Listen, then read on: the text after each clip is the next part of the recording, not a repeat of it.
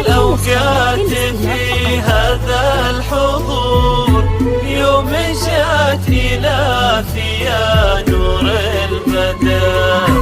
زانت الأوقات في هذا الحضور، يوم جات إلى يا نور البدر. طلت وكان الحسن فيها